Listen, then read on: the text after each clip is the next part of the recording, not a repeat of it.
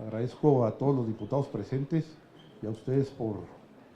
formar parte de esta audiencia, ¿no? Hablar del comercio electrónico, de la tributación del comercio electrónico, pues es un tema apasionante, ¿no? Como todos sabemos, finales del siglo pasado se caracterizó por el gran avance tecnológico y por la dinámica en el comercio internacional. Las nuevas tecnologías han permitido acercar a los vendedores de bienes, a los prestadores de servicios, con quienes demandan esos bienes o esos servicios, no solo en el país, sino internacionalmente. Y estas nuevas tecnologías han reducido ostensiblemente los costos de las transacciones comerciales en el mundo, ¿no? Se habla de un mundo globalizado, se habla de eliminar restricciones al comercio internacional, y México, por su política económica de los últimos años, se insertó en este mundo globalizado y ha favorecido el libre flujo de bienes y servicios internacionalmente, ¿no? Entonces, esa dinámica, esa celeridad con la que se han dado estos cambios ha avanzado y ha dejado un poco rezagado a nuestro marco jurídico. La primera regulación de comercio internacional se dio allá por el año 2000 en materia civil, en materia procesal civil, en materia mercantil y en materia de protección al consumidor. Con respecto a nuestras leyes fiscales, pues siguiendo las tendencias internacionales, se hablaba inicialmente de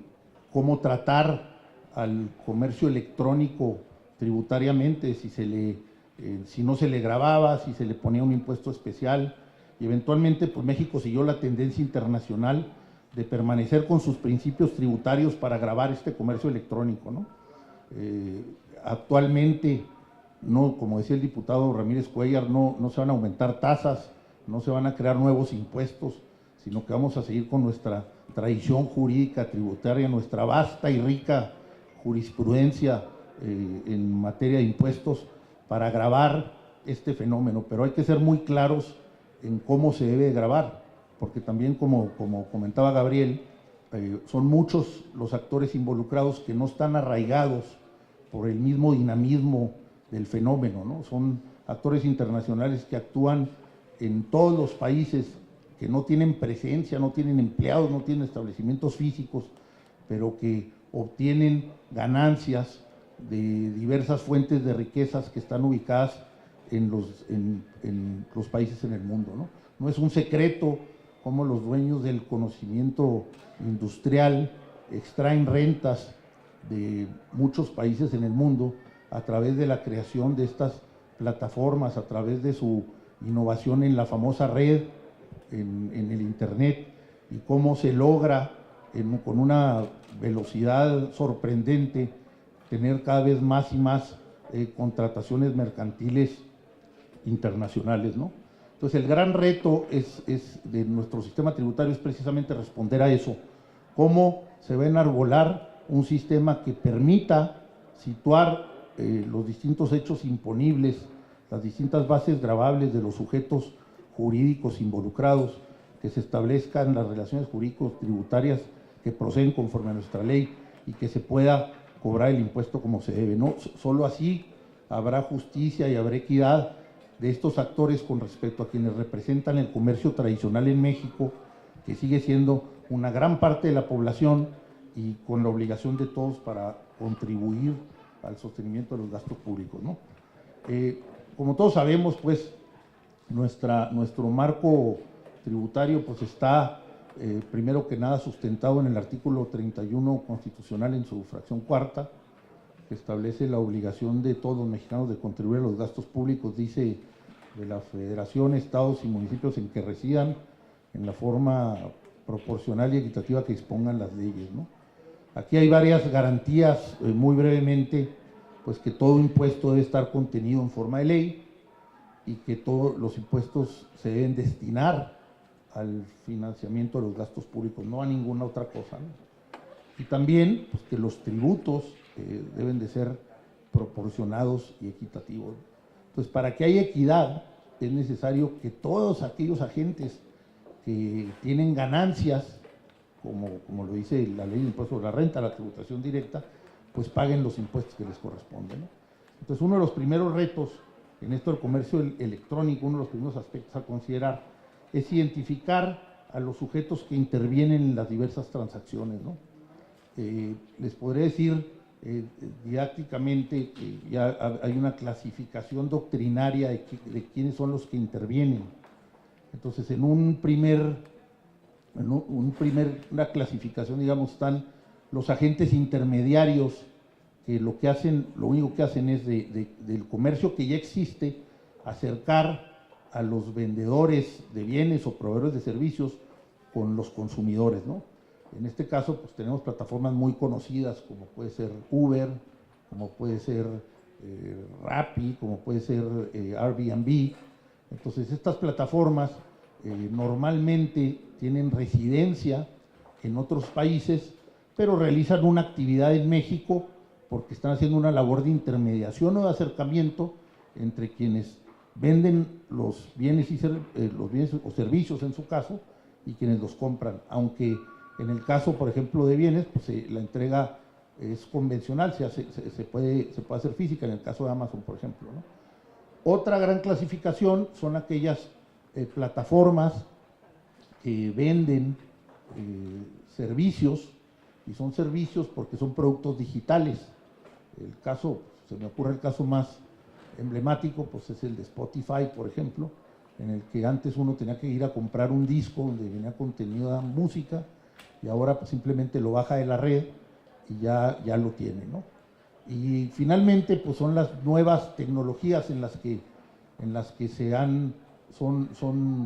digamos,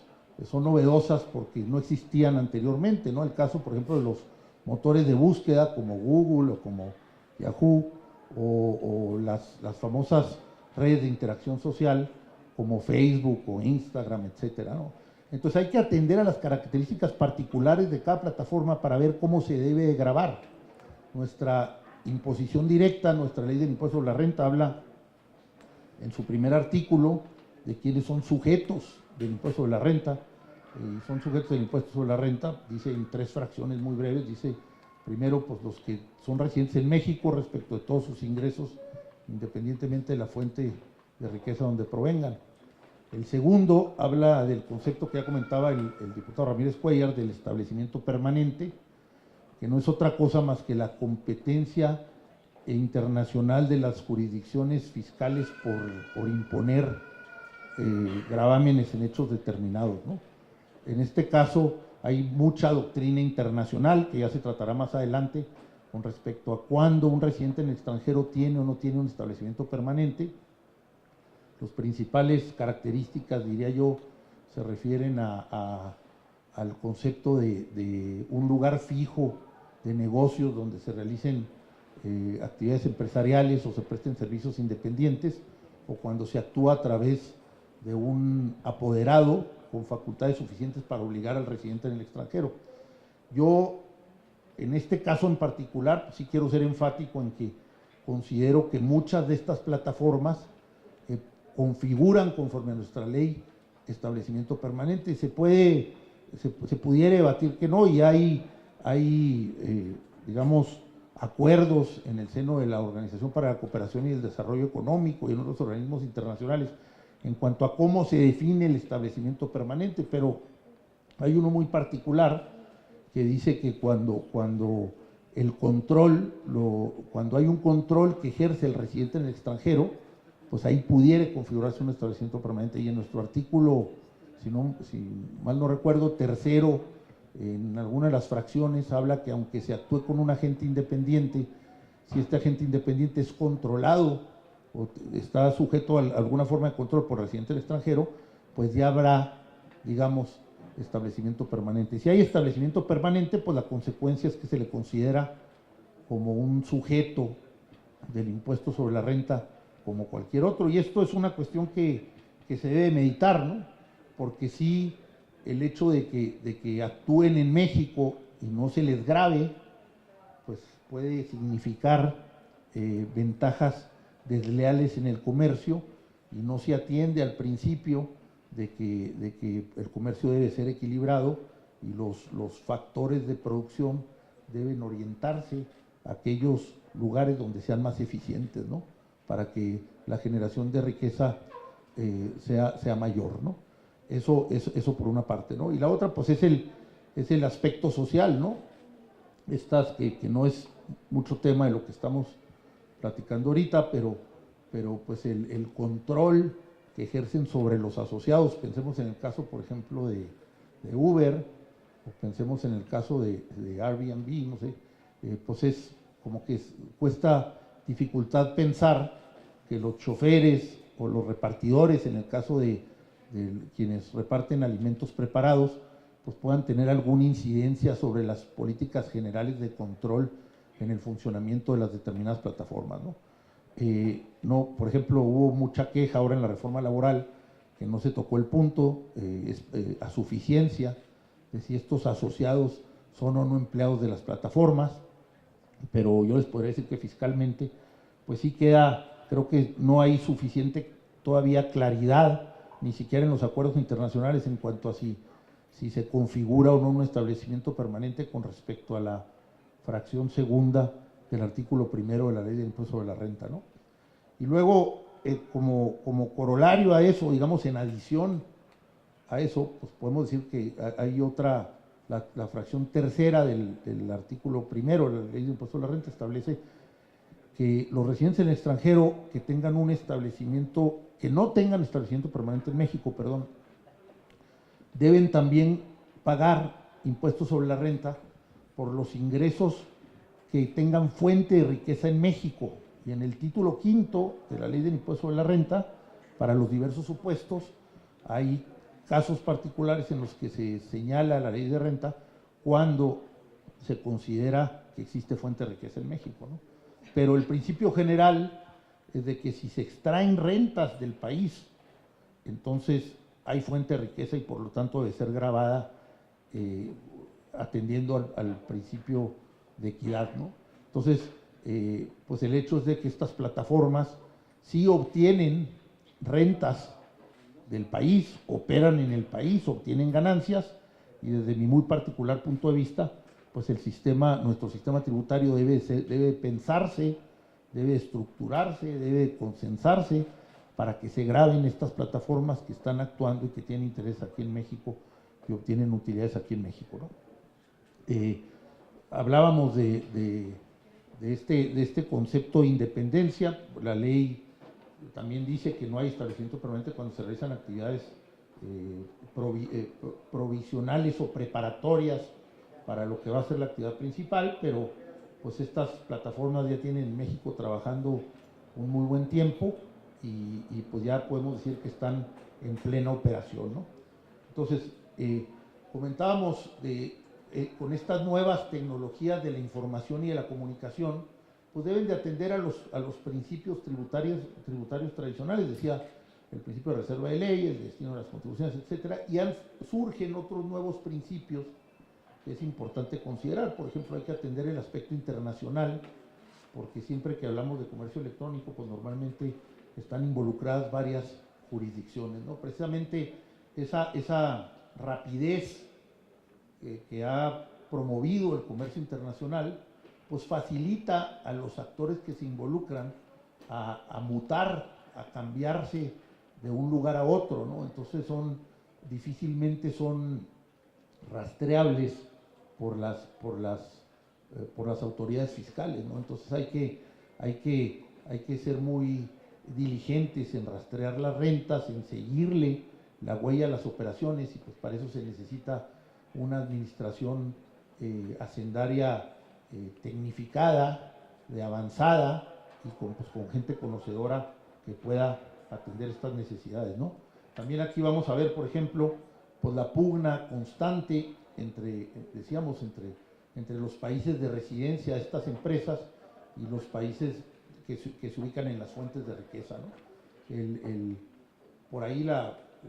hay un artículo, si no me equivoco, en la OCDE, que establece que un ingreso de una empresa con una determinada residencia y que obtenga el ingreso en otro estado donde esté la fuente de riqueza, ambos pueden gravar el mismo hecho imponible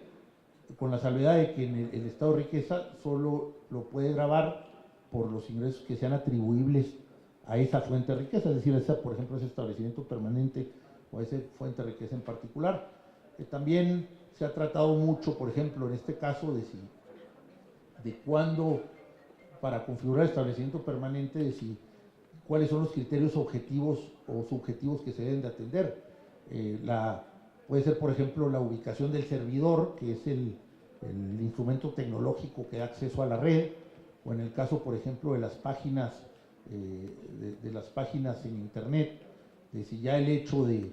que haya una página en un país, esto ya genera un establecimiento permanente, pues son conceptos complicados y muy difusos que ya se han atendido internacionalmente, pero insisto, con independencia de eso, para mí es clara la sujeción a nuestro régimen tributario y la obligación que deben de tener por pagar impuestos en México. Entonces sí hay que diseñar el sistema de tal suerte de que se cumpla con los principios fundamentales de equidad tributaria, ¿no? He hablado de lo que es la tributación directa. En la tributación indirecta, con respecto a esta clasificación que les acabo de señalar, pues se atiende ese impuesto, fundamentalmente el impuesto al valor agregado. Pues no tiene mayor tema, es decir, si el lugar donde se entrega el bien o se presta el servicio, como ustedes saben, la ley de impuesto al valor agregado, pues grava la venta de bienes, la prestación de servicios independientes, el arrendamiento y la importación de bienes, y en el caso de la venta de bienes o la prestación de servicios, pues hay que atender a si se está vendiendo un bien, si nomás se facilita la venta del bien, en el caso, por ejemplo, de Amazon, o la prestación de servicios, este contenido digitalizado que algunas plataformas venden, se considera una prestación de servicios, y si la adquisición se realiza en México, pues se considerará gravado para el impuesto al valor agregado. En el caso de que, al revés, de que hubiera una plataforma mexicana que vendiera contenido a un residente en el extranjero,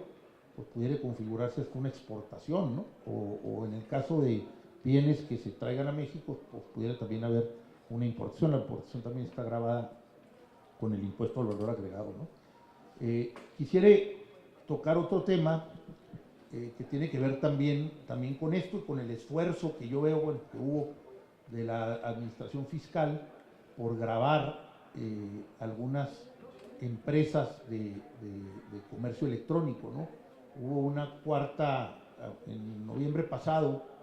una cuarta resolución modificatoria a la resolución miscelánea del 2018, en el que ya se trata en específico dos casos,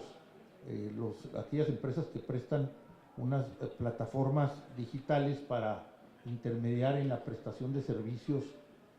de transporte de pasajeros, como Cabify,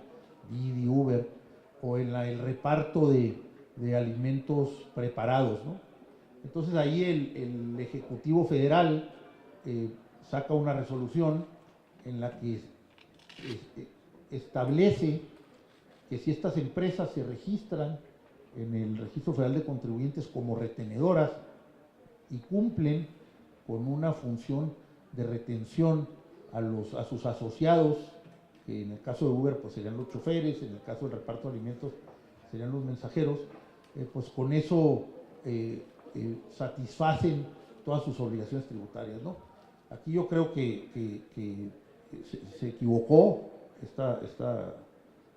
esta disposición por dos razones muy sencillas. Bueno, si bien puede ser un esfuerzo para lograr que los choferes o los repartidores se inscriban en el Registro Federal de Contribuyentes y paguen impuestos, ya sea en el régimen de incorporación fiscal o si tienen otras actividades pues en la forma tributaria que les corresponda, se deja fuera de la tributación a la plataforma, ¿no? Y la plataforma, pongo el caso de Uber, pues está obteniendo ingresos en México, ¿no? La plataforma obtiene el ingreso, deduce una parte muy importante del ingreso que obtiene, por ejemplo, en el caso de Uber, le quita un 25% por servicio por el uso de la plataforma, un 11% por algún otro concepto, ahí también creo que es el inicio, el banderazo, no sé cómo es. Y luego también ahí hay una aportación de un porcentaje menor a un fondo metropolitano de la Secretaría de Movilidad, aquí en el caso de la Ciudad de México o en otras entidades federativas. Pero el tema es que si bien se está constituyendo a las plataformas como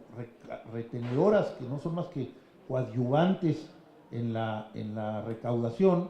no se les está considerando como contribuyentes, ¿no? Entonces ahí habría que, desde mi punto de vista, rediseñar eso para que paguen impuestos, ¿no? Otra cuestión que creo yo que pues es equivocada es en que